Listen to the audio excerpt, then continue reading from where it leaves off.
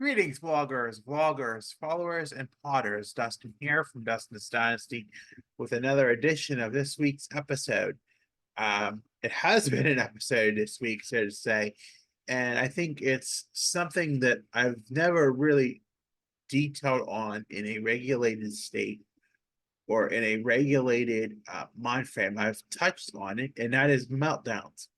Adults have autistic meltdowns too. Um, but and it's hard to believe that at 38 and almost three quarters, I too had an autistic meltdown this week and could have very well been prevented in many ways. And there were even points in the day where I could have recognized the need to not to do that extra, put that extra icing on the cake, so to say, and realize that I got to that point. But you know, that's what happened. And it's been some things in that scope of things that made me realize that I just can't do that. We don't realize, how hard meltdowns are as autistic people. And from an autistic person here speaking about meltdowns, it's kind of quasi to say that. um how does that become a meltdown? And how can I have a meltdown because I'm so disrespect? Because at that point you're not thinking. It can be what can be the the base of the day, which is the cake. I look at it as a piece of cake. You have your base, and it's the day, and it's all the world we have to go through as an autistic person. And you have to navigate a world that's essentially not made for you. And then there's the if you have a layer cake, then there's different layers in between with the icing that holds the layers. um there's actual triggers and things that kind of this set you towards reacting or setting things up, and that was kind of what it did. And then you have what's called the frosting, or the icing as we call it. Sometimes some people call it the frosting, some people call it the icing with the cake. And sometimes it's just having that one big thing to happen, and then it continues to build up, and then you have the sprinkles that just set it off, I feel. And that's what happened with me the other day. And I'm not happy about it, but I'm autistic, so that's a part of my life. And I don't think those that were with me were happy about it. And it's been about a year, not even a year, about a year. And I'm not proud of that either. But when you think you've had your moments and you try 20 million things and you try to work on things to better your mental health, and you work on things, and then you get set back by a meltdown. But it's not even a setback, because I am doing what's right. I am taking my medication. I've been taking it for several weeks now, and I know the importance of it. I think what one of the importances of taking my medication was the fact of, not being regulated to enjoy things with family the way I would like to, or be in my best way that I could be with them.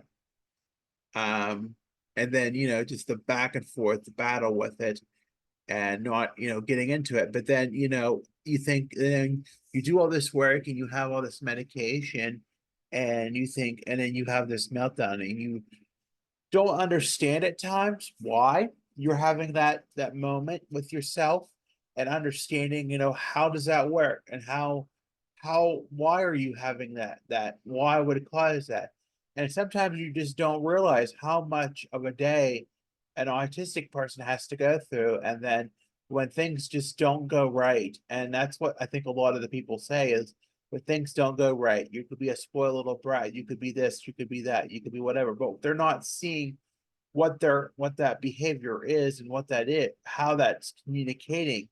And everybody experiences meltdowns in a different way. When I was a teenager, I was very physically aggressive and destructive. Um, that did cease down a little bit after I was 21, and it continued some into my 20s, and just not as much.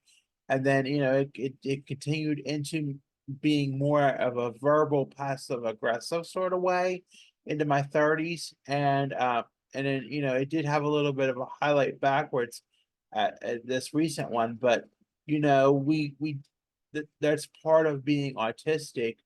And I know it's hard and I know it hurts, and families are often thrown in the mix of things, and that makes it even harder at times because all they do is do and do, and they don't understand the why and the how, and they're trying to understand what, but then they know. And then there's also parts where you know where families where you as a person are having a hard time setting a boundary between this and that and the other, and it can be really hard to define what's acceptable and what's not, and where your limits are when we're such. And the thing that is so hard about being autistic is that we have empathy and want to do everything to feel good and help people and make people, and we feel things and we want to do things to help make us feel good and make others feel good and please people, but we don't always understand how to how to stand our guard and put our guard up and say no sometimes to things, because it's very detrimental to our emotional health, and it could destroy us in a matter of seconds. And unfortunately for me, the other day, that's what had happened. I had said too much and I pushed too much, and it just so happened things happened the way they did. I couldn't control it, and it happened, and it wasn't as bad as it could have been, but it was still bad enough. And it made me really realize that I really got to work on it, and I really got to take it real at understanding my emotional health and understanding my emotions more and working on my mental health more. But first, and then there was a part of me that thinks, why, it was a little down in the beginning that said, why am I taking this medicine if it's causing this?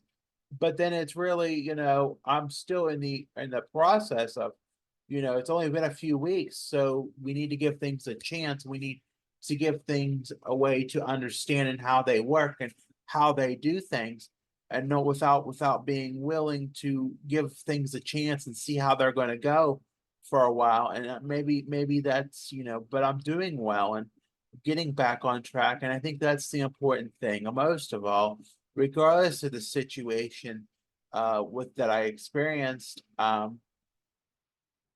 I know that I'm a free man, and I know I have this. It seems like everything I do is like I'm getting near this one chance left, this one chance of this, one chance of that, one chance of that.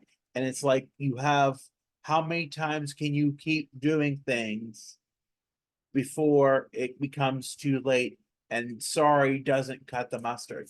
How many times does it have to take? And I think sometimes you realize that more and more and more as time goes on, that is sorry one day will be too late. And you have to, it's part of me. There was things I should have done and could have done and would have done, but that doesn't solve the issue when what your meltdown happens and it's too late. And as much as sorry as you want to be, it doesn't always rectify the situation or make it as easy as it could be for you. And that's hard too to understand and accept for what it is. It's just not, there's many issues to a meltdown that people don't see, that don't understand. It's not like we are brats and we don't want to have a meltdown. There were probably precipitators in what makes things, but you have to look back at them and look back and do a post look at it and see, well, I could have done this and I could have done that and I could have done that. But if you don't know, you don't realize what you need to do and understand what you need to do, then you're not gonna get it to where it needs to be. And you're never. But I think there's parts of me that now knows it doesn't look good, when you're of an older age, and it's not that it's not saying that it's a bad thing, but it's saying that, when you're older, you're more noticeable, and people can react in a different way than just looking the other way. They can get the emergency services involved. They can call the law enforcement, who may not, do what they need to do.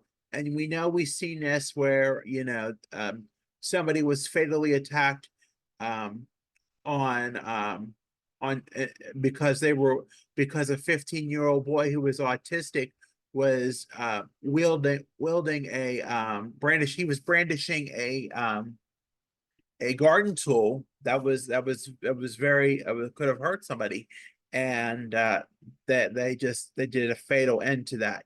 So that was just not good, but it kind of brings to light how scary the world can be.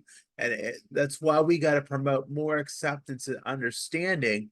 But we also got to do our part as autistic people as well, to know that we can't, if we have to work on ourselves as much as we can. And I'm not saying everybody can work their way through a meltdown or avoid a meltdown, but for me, as a very intelligent, very astute person, I must know to work my way through it and understand to be more calm and more regulated and not let things get to me.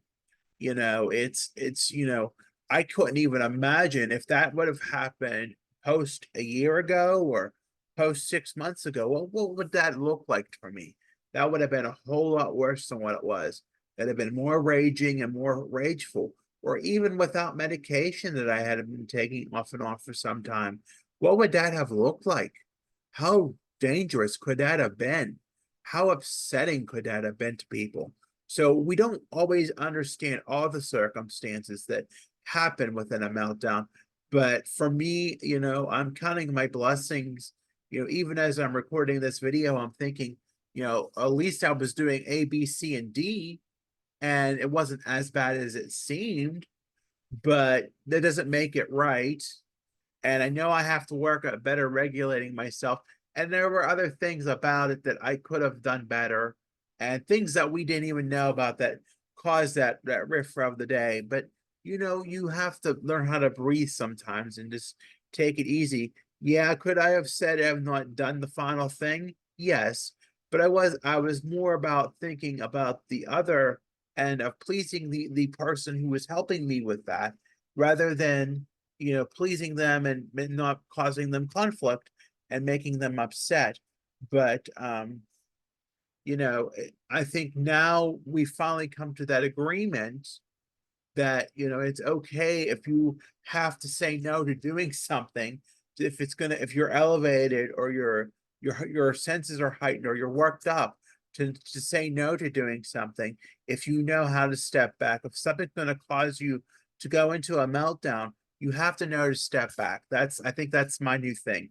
It's got to be my new MO, and it's got to be what it's going to be. Because if I'm not doing that, if I'm not working on getting myself back under the control of where I need to be, then what good is it going to do? And the cycle will just repeat itself. And eventually, when the cycle repeats itself, it's not going to, allow it. There's not going to be a way to allow itself to get back on track, to where it's going to, there's not going to be no second chances or no do-overs. And sometimes I need to realize that more and more and more. And I think sometimes we say it's pressured under one person or under stressful people, but you're always going to run across stress somewhere. You're always going to run across challenging situations, and doing what you can as an autistic person or other neurodivergent person to be able to control yourself, not control, but able to regulate yourself better, is key in that process. And understanding, that making helping yourself get regulated and get to a norm, back to your level, is what it could be. And I'm looking here at my Fitbit because I just got a new Fitbit and I love it. But it's 80. I try to measure my Fitbit as a way of progress. the last few days it's been in the 90s and the 80s, and my resting was 70. And actually today it was in the 70s. So that really meant that I was relaxed a good bit. So it really helps the situation, with that. And also a good food, complex, and good drinking water, and not so much of the caffeine. I've been off caffeine for nearly nearly 7 months, 6.5 months. And it's doing, I can't imagine why I didn't do it sooner. I mean, I wouldn't have, I don't like it the way it is, but it's something I had to learn to live with. And now I'm making water my friend too, because I know that's even even healthier step to where I need to be. And that would probably help me not be so irritable and so hangry, so to speak, because I'm hydrating myself, because my medications make me thirsty. So therefore, that it's important to drink water when you can. It's always important to drink water and be hydrated so you're not so irritable or hangry, so to speak. So that's another, but it also may be able to keep you regulated and say, hey, maybe I don't want to do this thing, or maybe I don't want to do that thing. So I'm more, inept of what I need to do. So it's, important to understand, to recognize yourself, because as we know with meltdowns, behavior is communication. And at that point I was just in a flight freeze, and I just wanted to get out of the situation, and I was just angry. And there's many regrets I have about meltdowns, and there's even people that I've had meltdowns towards that I can never say sorry to again. And it's not even that I want to, but sometimes you feel as a human being that is cordial to do that, but you can't, because they just don't have the opportunity to. And sometimes people don't understand. And I think sometimes seeing that people are looking at, when you can sense that people are looking at you, or sensing that they're looking, or they may say a comment or give a stare. And if you're really intellectually, as an autistic person, comprehending that and understanding that and receiving that feel, you'll want to do the work. And I think, that's me. I want to do the work and I want to get better. But, I mean, it's probably not my last meltdown in life, but on my own. But, I got to work at, not having them in public as much as, trying to avoid them in public. It's not always easy, and it's always hard, and it's hard to be regulated, but you can, if you think you can do it, you can. And so, it's okay not to be okay, as the shirt says. I think that's why I picked today to do a vlog on this. I may do two this week. We'll see how tomorrow goes, but I just wanted to jump on here and shoot my ramblings about meltdowns, to know that, they do happen as adults. And it's just part of life for autistic people. And some people, not everybody experiences meltdowns, and everybody experiences meltdowns in a different way, at various stages, various ways of reacting. But I've come a long way in that. And a minor setback, praise the Lord, it wasn't as bad as it could have been. And I'm home and I'm free with you today. That's truly a blessing, and I'm truly grateful. So with that being said, I want to thank you for listening today. Please be sure to like and subscribe for more content. Be sure to follow me on Facebook, Instagram, X, and Pinterest at Dustin's Dynasty. I'm on the web. That website is dustinsdynastyusa.com. And I have a link tree where all my links are provided. That handle is Dustin's Dynasty. Again, I want to thank you for listening. Take care of yourselves. Stay safe out there. And we'll talk at you soon. Bye for now. Have a great day.